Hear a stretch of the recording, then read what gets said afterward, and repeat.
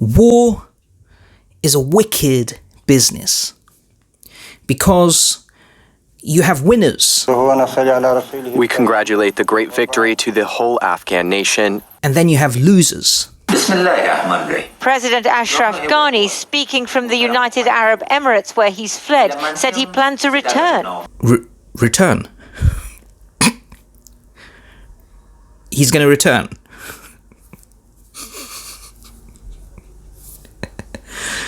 I'm sorry, but I can't see that happening. Sorry, I can't picture it. I can't picture it. It's over, mate. It's over. It's over. It's over. You took your 120 million or so, turned your back on your people and ran. So you're finished, frankly. You're finished, I'm afraid. And the losers, they usually end up dead. And the media, they don't tell you everything. They will always have a bias. From 1996, for 5 years, right, the Taliban were in charge. And the moderates, they were suffering, right? Then the Americans came along in 2001, and the Taliban started to suffer. They lost 51,000 plus. Now, after 20 years, the Taliban are now back, and now it's the moderates who are going to suffer. This is the cruel nature of conflict and shifting power.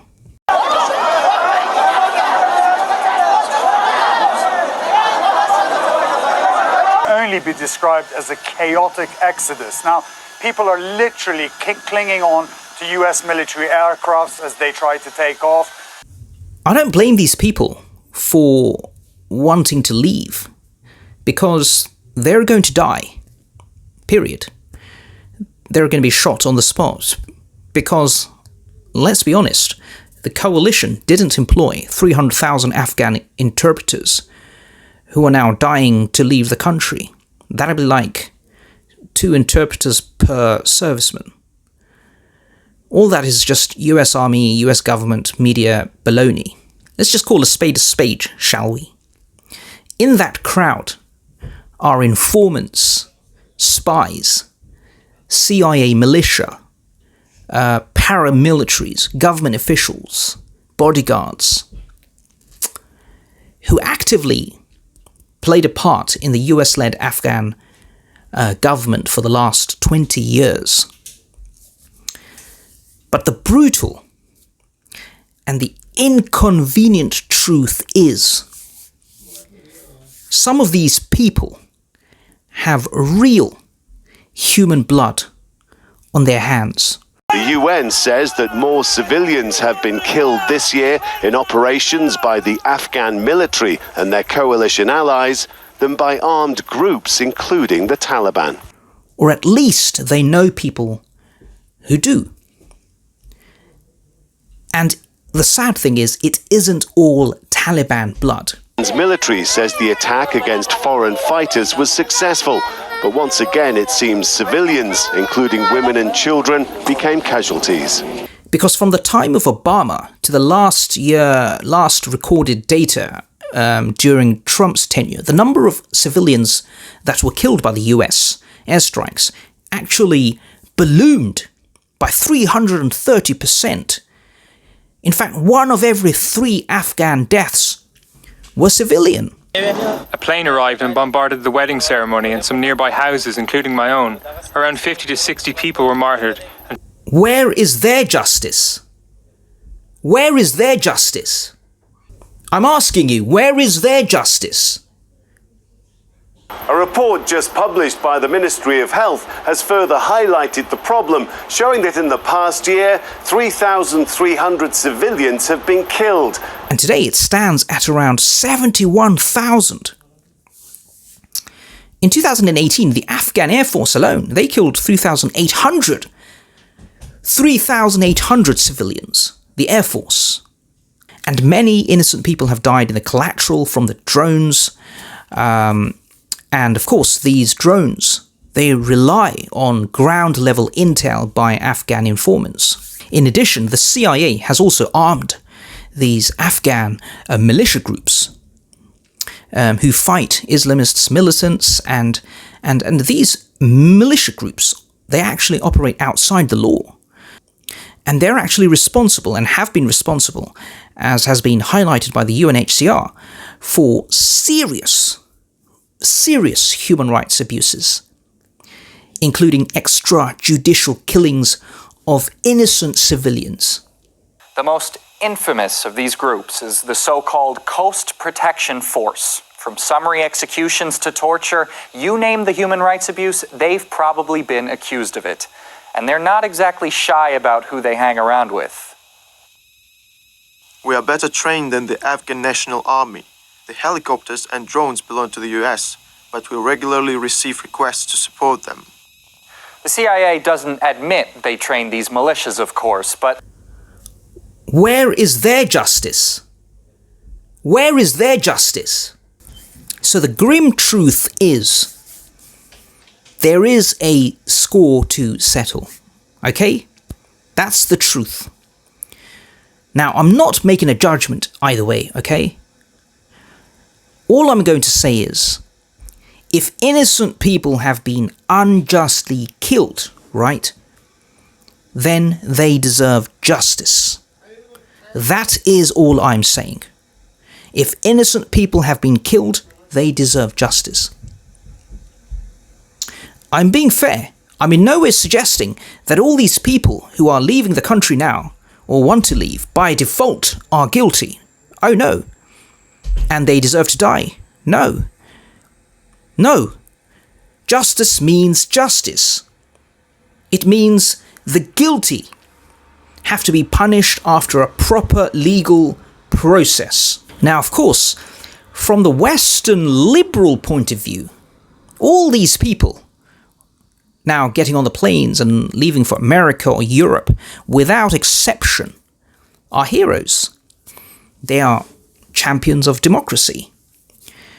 And they're not going to be interested in investigating the civilian deaths. And also, let's face it, Afghanistan is a very poor, war-ravaged country. A lot of people will have joined the army and helped the Americans just to survive and make a living. I mean, you don't think that the Americans and the CIA have used cash incentives and promises of security and relocation? Of course they have. A program of special immigrant visas, CIVs, has been in operation for a while now for the Afghans. And through it, some 18,000 Afghans have already been relocated to the United States. And the Taliban, they know this. And that's why Zabiullah Mujahid, the group's spokesman, said, "We have pardoned everyone, all those who have fought against us. We don't want a repeat of war." But we all know that this is only a general amnesty for the more like the low-level collaborators. And not everybody will benefit from it. In addition, The Islamic Emirate is committed to the right of women within the framework of Sharia. Our women have the same rights. They're going to be working shoulder to shoulder with us. We want to assure the international community there will be no discrimination against women, but of course within our religious framework. But, as I said, let's be honest. The Taliban will have lists upon lists of people that they are going to need to eliminate. And these lists have been compiled over the last 20 years from their ground level intel. And frankly, there already have been reports of killings happening by the Taliban. Because you have to understand something. The Taliban are not like the ISIS. They're not foreign fighters. They're a part of the real Afghanistan. I think people need to understand who the Taliban actually are. And of course, what they are a disparate collection of tribespeople. As President Karzai put it to me only yesterday, they're country boys. And the plain fact is that they happen to live by a code of honour and a standard, which has been their standard for many, many years. It's called Pashtun Wali. It has honour at the heart of what they do. They are bound together by a common purpose, which is they don't like corrupt governance. They don't like governance that is self-serving. And they want an Afghanistan that is inclusive for all. So they know who betrayed who, right?